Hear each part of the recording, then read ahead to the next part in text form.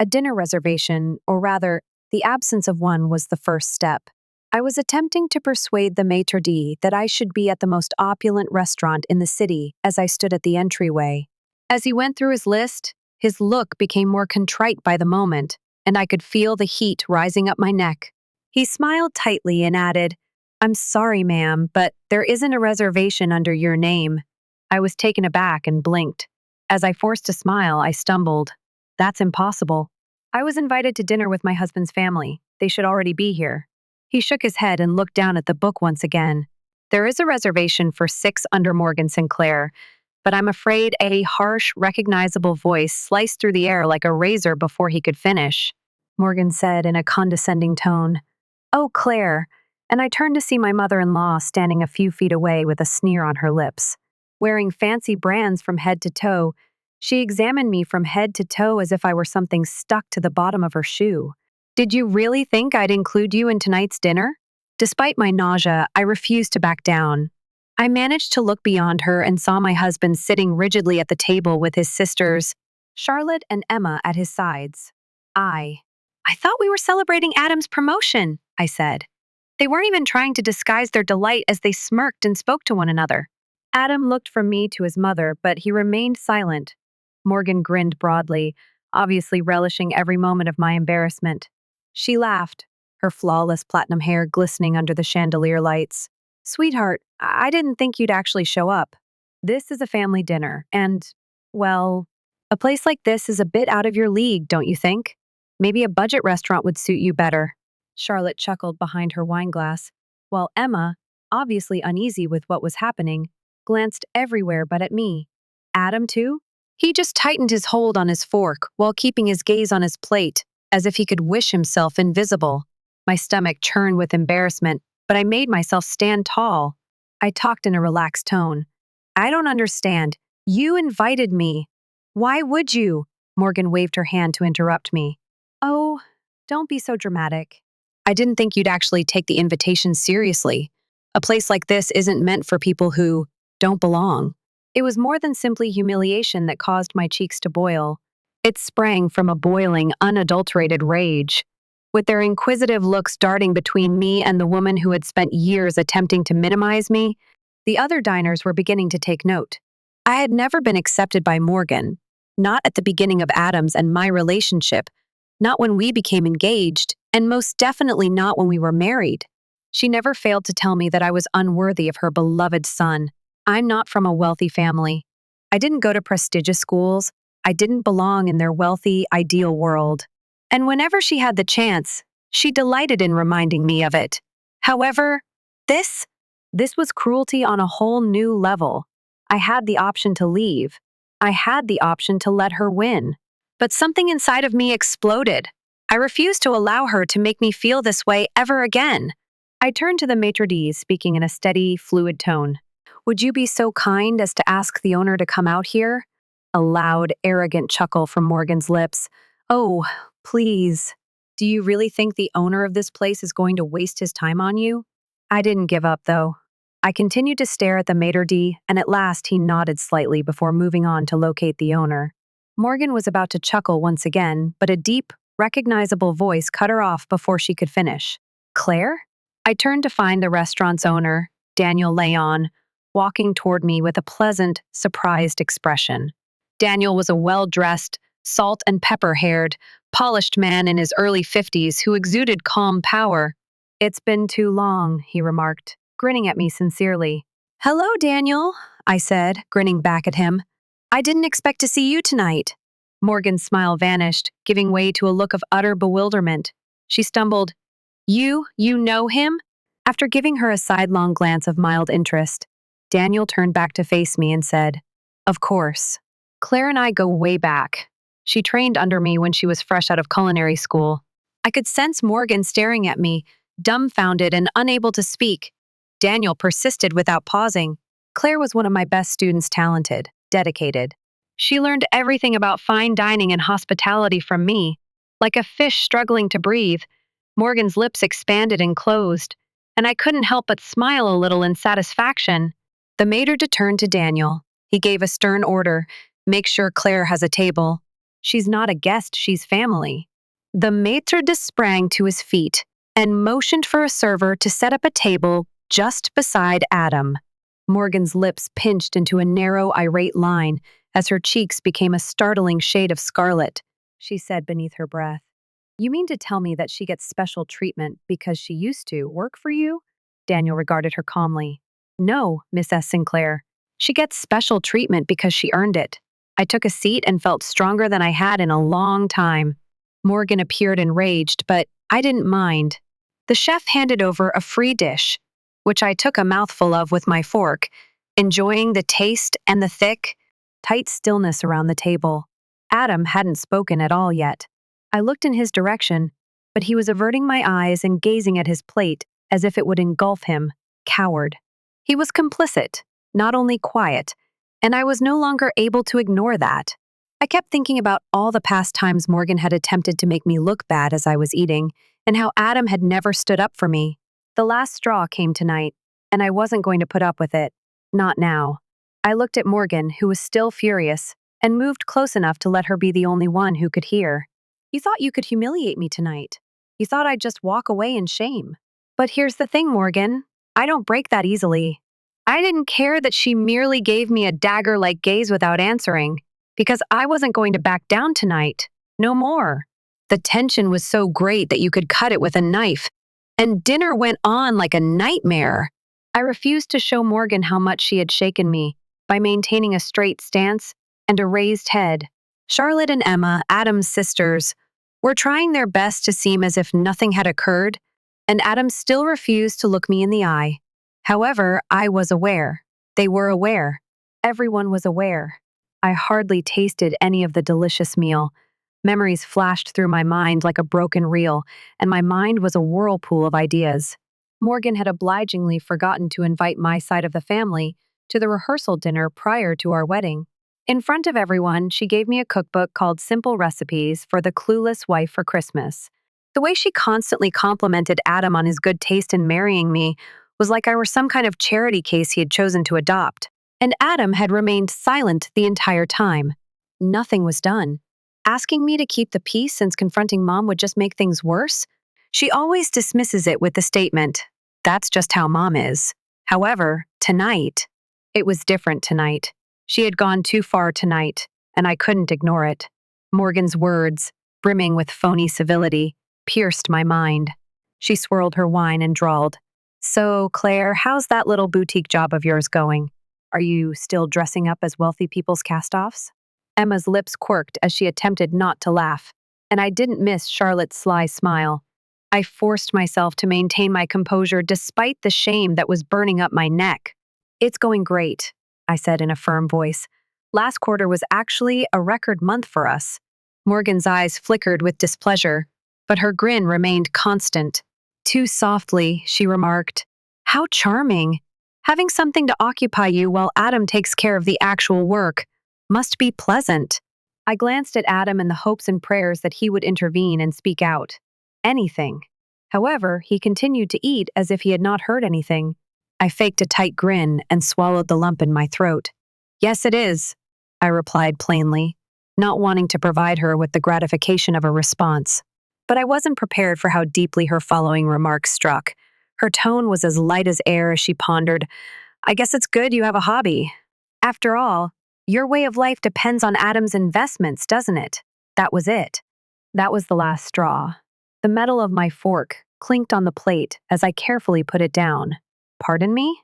Morgan raised a well-groomed eyebrow. "Well, honey, it's not like you have to work at all. You don't need to act independent. Adam has done well for himself." I detested the fact that she could see my shaking hands.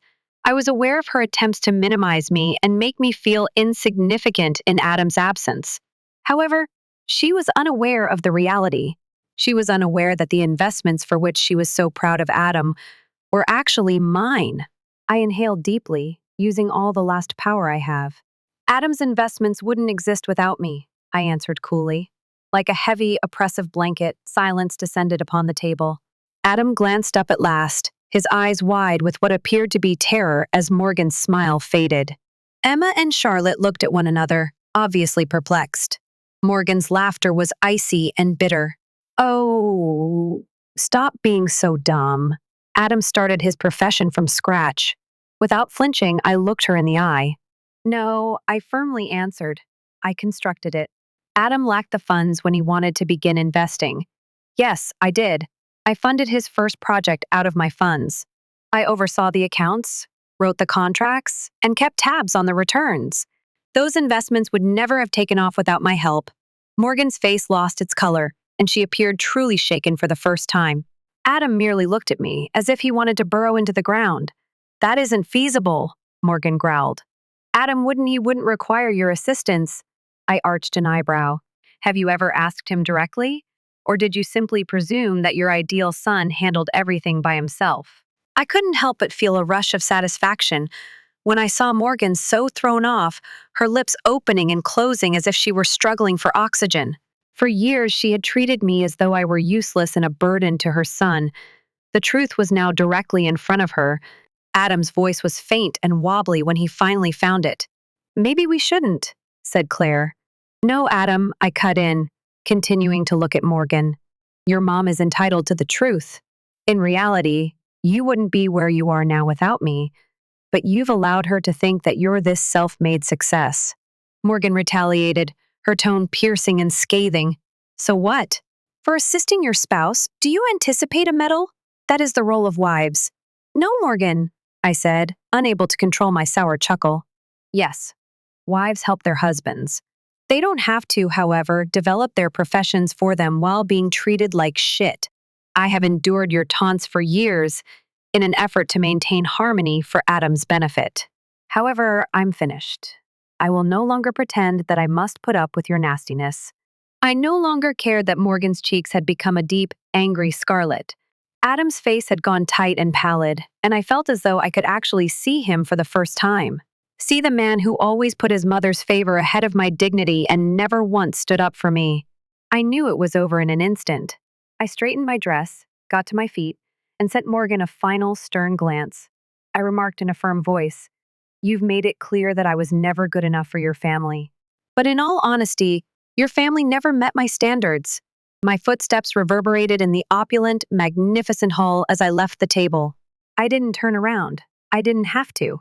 Adam wouldn't follow. I knew. He didn't. The cold night air hit me as I went outdoors, allowing my mind to clear. I took out my phone and dialed. With an unshakable voice, I responded, "It's me. We're making progress. Start the procedure as soon as possible tomorrow." The attorney's response was prompt and assured, comprehensive. By midday, you will get the initial draft of the divorce settlement. The burden of years of disappointment finally left my shoulders as I hung up and put my phone back in my handbag. I wasn't depressed. I didn't feel afraid. I was finished, and that felt like liberation more than anything else. It felt more empty than normal when I arrived home that evening, like the walls were closing in on me and choking me with memories and unfulfilled promises. Trying to make sense of the tornado of emotions tearing through me, I left my bag on the entryway table and simply stood there, gazing at nothing. I had just set everything on fire. I've spent years trying to fit in, proving myself, and getting Adam to view me as more than simply his wife. I realized that I had been settling for less than I deserved for a long time. I inhaled deeply while attempting to control myself, but as soon as I sat down on the couch, the tears started to flow hot, resentful, and unrelenting. It wasn't truly melancholy. It was rage. I'm upset with Adam for never defending me. Morgan's belief that she could walk all over me made me angry. Mostly, though, I'm angry at myself for enduring it for so long. I cleaned my face, straightened my posture, and pushed the pain away. I had no time to disintegrate. I had already decided. I had to make sure I did everything correctly because I was leaving. Securing my assets should come first. I went to Adam's office, his sanctuary, where he planned his investments and pretended to be a successful businessman. I knew the code his birthday, of course, and the safe was in the corner. He never considered changing it, and he never considered the possibility that I may have to use it against him in the future. All of the crucial paperwork was contained therein, including corporate contracts, investment portfolios, and bank statements. I combed through them and took out the one that caught my attention the most. the agreement proving that I was his firm's first investment, the one that demonstrated that I had been the main source of funding from the beginning. After taking a picture of it, being careful to catch every detail, I put it back in its original location. I wasn't stealing. I was defending myself. I knew that Adam would try to fight me. He wouldn't prevail, though. Not while I was holding the evidence. I heard the front door creak open while I was rearranging things. Despite my racing heart, I remained still. I waited for him to find me in the office. Adam emerged at the doorway a moment later, looking pale and unkempt. His hair was in disarray and his tie was loose, as if he had been raking his hands through it the entire way home. "Claire," he began in a faltering voice, "can we have a conversation?"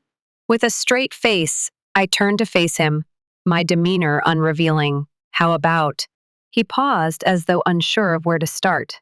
"Roughly, this evening," he whispered, relating to what transpired. I couldn't stop myself from laughing bitterly. "What happened?" "You're referring to the time your mother made fun of me in front of a crowded restaurant while you did nothing but sit there? Or how she attempted to dehumanize me for having the audacity to live in her ideal world?" He did not dispute that he flinched. He muttered, "I was trying to keep the peace." "You are aware of her tendencies. That's your justification?" I yelled. "Maintaining harmony? Adam, you allowed her to treat me like trash for years. You never stood up for me. Not once. Every time, you simply sat there and let her bring me to my knees." His eyes were filled with shame as he gazed at me, but it wasn't enough. "It was far from it. You're not understanding," he said. "She's complex." I shook my head, not believing it. "Difficult? She's harsh, Adam. There is a distinction. You allowed her to treat me like an outsider from the moment we were engaged. At no point did you tell her to stop. You never supported me. You simply allowed her to keep doing it." He averted his gaze and tightened his teeth as if he couldn't stand to hear the truth. "I was your wife," I whispered, my voice shaking as I moved closer and made him look at me. "I was meant to be your companion, but you chose her over me each time she harmed me. I also gave you permission. I hoped you would realize how much it was hurting me, so I let you walk all over me." Adam swallowed forcefully while flexing his hands as if he was unsure of how to use them. "Please, Claire," he said. "Just give me a chance to fix this." I gave a trembling breath. "Do you not understand? Nothing needs to be fixed. When you remained mute tonight, you made your decision. I'm sick and tired of being ignored. I'm tired of being your mother's second best friend." Panic crept into his face as his eyes grew wide. "That is not what you mean. We are able to. This is something we can resolve. I cherish you." Slowly, I shook my head. "You would have defended me if you truly loved me. Instead of allowing her to undermine my self-worth whenever she had the chance, you would have shielded me from her." His expression was filled with desperation, as if he were a guy struggling to survive. "You can't simply leave," he said. "We're wed." I forced myself to swallow the pain that was about to destroy me. "No longer," I said softly. "I spoke with my lawyer earlier. I'm going to file for divorce." He stumbled back a step, his eyes wide and beseeching, as the phrase struck him like a blow to the belly. "Claire, please." But I had had enough of pleading for his affection. I had had enough of waiting for him to transform. Without saying another word, I brushed by him and headed directly to our bedroom. I took a bag out of the closet and began packing, including clothes, necessities, and the few personal belongings I truly cared about. Adam continued to attempt to calm me down as he followed me, but I ignored him. I was unable to hear. I was too preoccupied with breathing and attempting to stay composed long enough to go. He appeared to have aged 10 years in the last hour, as he leaned against the doorframe by the time I finished. "Where are you heading?" His voice was empty as he asked. I zipped up the suitcase without glancing at him. "The penthouse," I said in a monotone voice. "The one you believe to be yours." He first appeared perplexed, then irate. "What are you discussing?" Without flinching, I turned to face him and maintained eye contact. "I own it, Adam. You didn't bother to go through the ownership records. It was purchased in my name. You simply thought it belonged to you." He started to dispute, but I didn't wait for him to finish.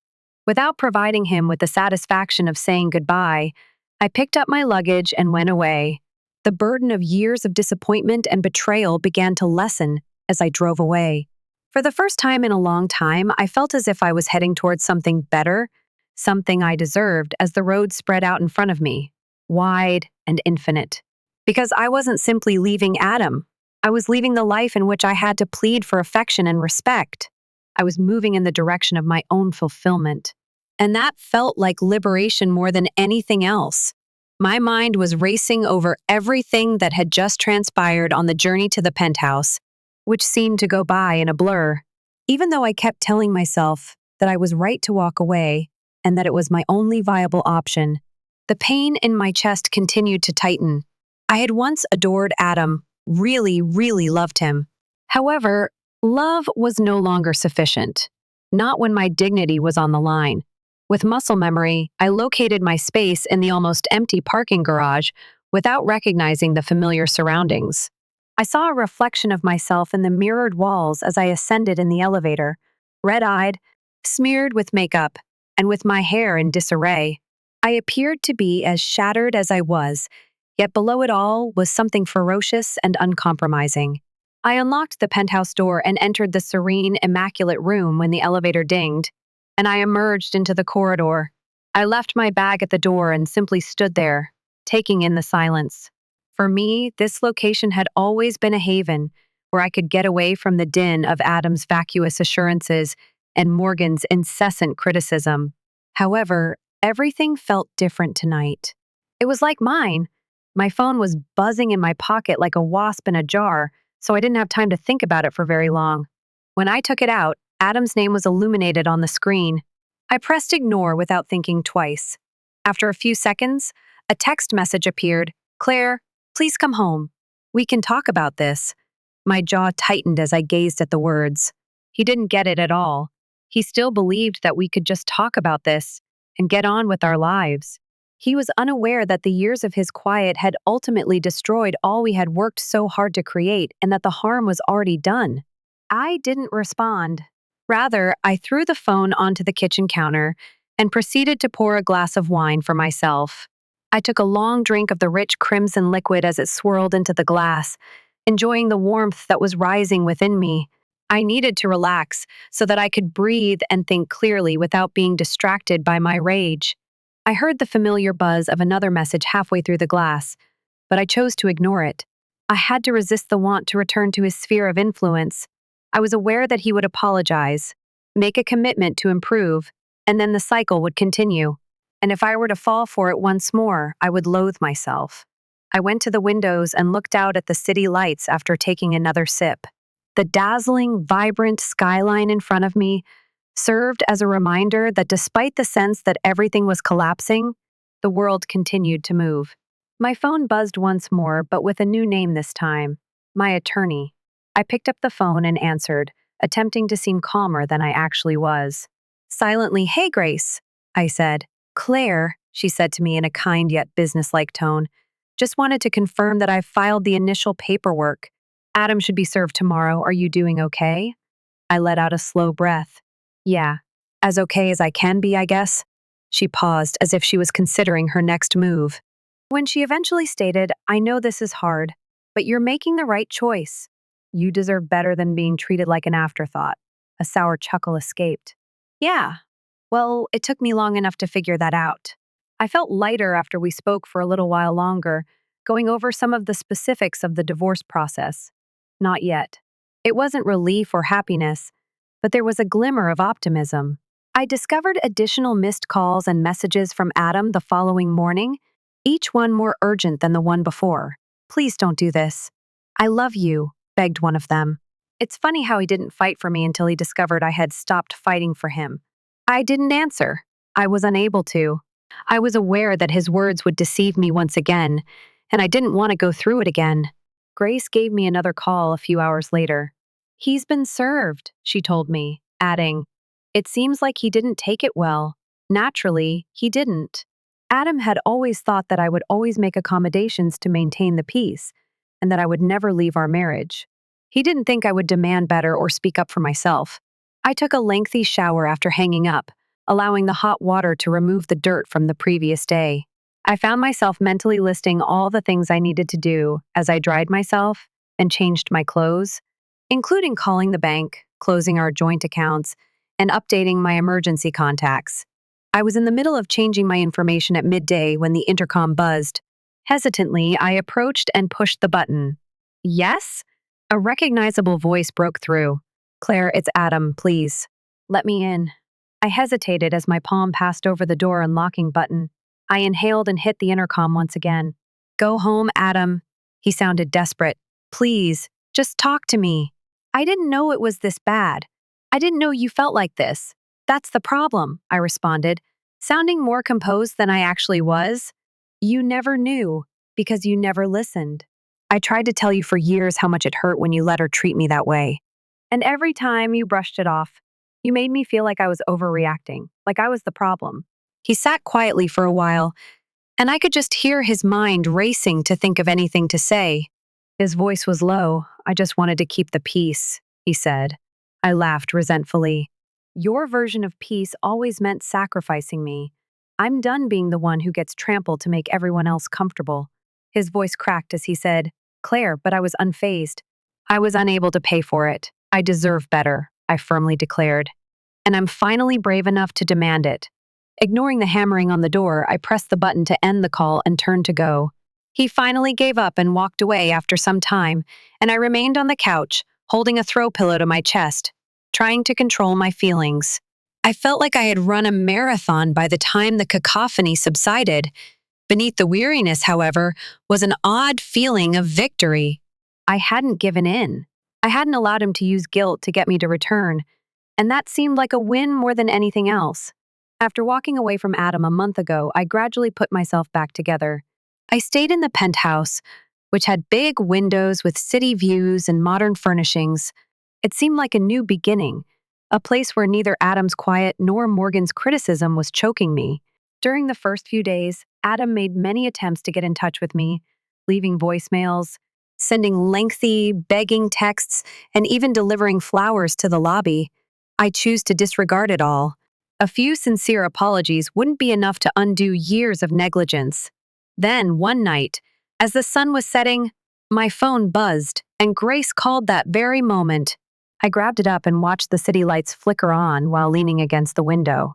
It's finished, Grace remarked plainly. The divorce has been completed. Officially, you are free. Slowly, the words began to seep into my chest like warm honey. Free. I was no longer his wife.